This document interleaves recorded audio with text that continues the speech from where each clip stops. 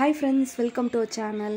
Hair pack ready பண்ணுறதுக்கு நமக்கு hibiscus leaf தேவை. அதே மாதிரி ஒரு 2.5 கிலோ வந்து நமக்கு வெந்தயம் தேவை. அதுக்கப்புறம் 1.5 கிலோ வந்து பச்சை பயிறு. நெக்ஸ்ட் வந்து நாட்டு செம்பருத்தி எடுத்துக்கோங்க.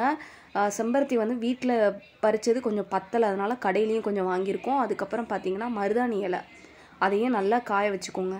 நான் வீக்லி ஹேர் பேக்னு போடுவேன். அந்த ஹேர் பேக் வந்து ரெடி பண்ணுறதுக்கு கொஞ்சம் டைம் ஆகுங்கிறனால இந்த மாதிரி ரெடி பண்ணிக்கிட்டோம் அப்படின்னா ஸ்டோர் பண்ணி வச்சுக்கலாம்.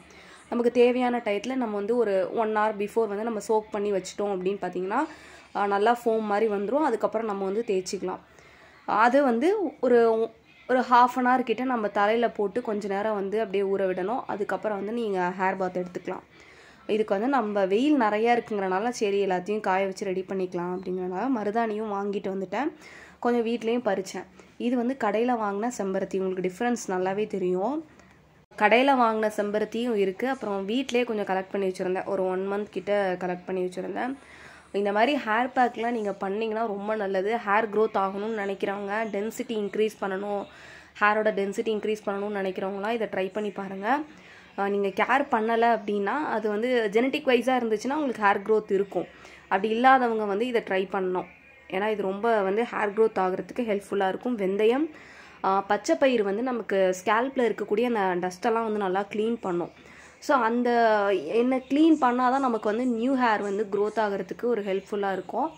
ஸோ இதுதான் வந்து பெஸ்ட்டு டிப். அதுக்கப்புறம் பார்த்தீங்கன்னா அப்புறம் வந்து நம்ம எல்லாத்தையுமே காய வச்சு ஒரு வாரம் காய வச்சோம். நல்லா காய வச்சதுக்கப்புறம் அப்படி பவுடர் கன்சிஸ்டன்சியில் நம்ம ரெடி பண்ணி வச்சுட்டோம். இது 1 year வரைக்கும் வரும், மேக்ஸிமம் 1 year வரும். இன்றைக்கி சண்டே இல்லையா, ஸோ நம்ம ஃபிஷ் மார்க்கெட் போயிருந்தோம். நெக்ஸ்ட்டு பார்த்திங்கன்னா இந்த 2 தர்பூசணி வந்து சேர்த்தே நம்ம 50 ரூபாய்க்கு விற்றாங்க. நீங்கள் கடையில் எடை கணக்கில் வாங்கினீங்கனாலும் இதே தான். அதுக்கப்புறம் பார்த்திங்கன்னா இது வந்து ஹேர் ஆயில் ப்ரிப்பரேஷனுக்காக நான் வந்து எல்லாமே ரெடி பண்ணி வச்சுருக்கேன் பாருங்கள். இதில் என்னென்ன இன்க்ரீடியன்ஸ் ஆட் பண்ணியிருக்கேன் அப்படிங்கிறதையும் உங்களுக்கு காமிக்கிறேன். இதில் வந்து ரோஸ் பெட்டல்ஸ் ஆட் பண்ணியிருக்கேன், ஆவாரம்பூ ஆட் பண்ணியிருக்கேன், அப்புறம் நெல்லிக்காய் ஆட் பண்ணியிருக்கேன், லெமன் ஆட் பண்ணியிருக்கேன், அப்புறம் வேப்பிலை ஆட் பண்ணியிருக்கேன், அப்புறம் மருதாணி. நெக்ஸ்ட்டு பார்த்திங்கன்னா நிறைய இருக்குது இதில் ஆட் பண்ணது. நெக்ஸ்ட்டு பார்த்திங்கன்னா ஹேர் ஆயிலுக்கு வந்து நம்ம ரெடி பண்ணிகிட்ருக்கோம். இது வந்து நான் ஃபுல்லாக ரெடி பண்ணதுக்கப்புறம் உங்களுக்கு சொல்கிறேன். இது வந்து காய வச்சுருக்கேன் எல்லாத்தையும். நான் வந்து போன தடவை என்ன பண்ணிட்டேன், எல்லாத்தையுமே ஃப்ரெஷ்ஷாகவே வந்து கிரைண்ட் பண்ணி அதை ஆட் பண்ணனால ஒரு மாதிரி ஆயிடுச்சு. ஆயிலுமே ரொம்ப நாள் கழித்து உங்களுக்கு டிஃப்ரென்ஸ் தெரியும். இது என்னென்னா நம்ம சோக் பண்ணி வைக்கணும்னு சொன்னேன் இல்லையா, ஹேர் பாத் பவுடர் மாதிரி. ஸோ அதுதான் வந்து நெக்ஸ்ட்டு பார்த்தீங்கன்னா இன்றைக்கி ஆஃப்டர்நூன் லஞ்சு ஹேர் ஆயிலை பற்றி சொல்லிட்டு இருந்தேன்ல. ஹேர் ஆயில் வந்து நம்ம டேரெக்டாக அந்த பச்சை இலை எல்லாமே போடும் போது என்ன ஆகுனா ரொம்ப நாள் கழித்து ஒரு மாதிரி குட்டி குட்டியாக மைக்ரோப்ஸ் வர மாதிரி இருந்துச்சு.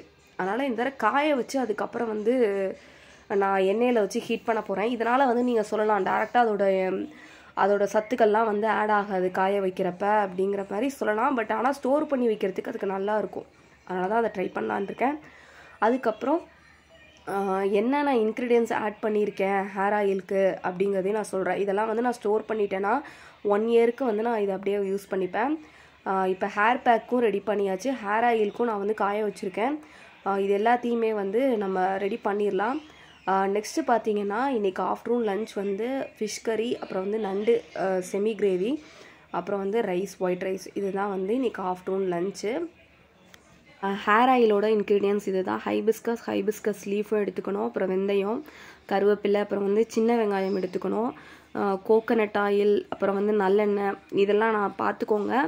இதெல்லாம் வந்து நல்லா காய வச்சு அதுக்கப்புறம் எண்ணெயில் ஆட்டினதுக்கப்புறம் நான் உங்களுக்கு ரிசல்ட் எப்படி இருக்குங்கிறத சொல்ல